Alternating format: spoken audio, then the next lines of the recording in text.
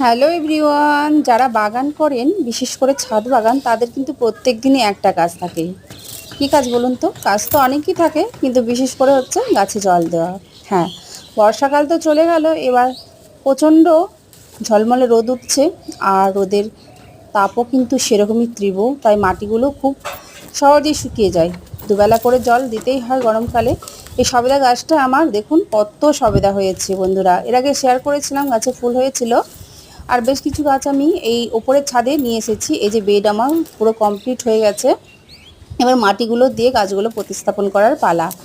আর এইদিকে চাইনিজ কমলা লেবু গাছটিকেও ভাবছি বেডের মধ্যে লাগিয়ে দেব, কারণ এই গাছগুলো বড় হয় কিন্তু কাটাই ছাঁটাই করে রাখতে হবে বনসাই আকৃতি করলে, তাহলেই এই বেডের মধ্যে এঁটে যাবে। বেডটা আমি পরে শেয়ার করছি ভালোভাবে আপনাদের সঙ্গে।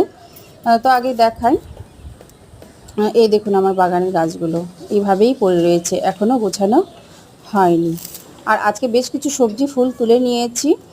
আর সবজি ফুল এগুলো মাঝে মাঝে পেলে ভালোই লাগে। ফুল তো আমি রেগুলার প্রত্যেক দিনই পাচ্ছি, সবজিটা প্রত্যেক দিন তোলা হয় না, কারণ সবজি গাছ আমার খুবই কম পরিমাণে ছাদ বাগানে রয়েছে, ফুল গাছটাই বেশি রয়েছে। তো আজকে ভিডিওখানি শেষ করছি।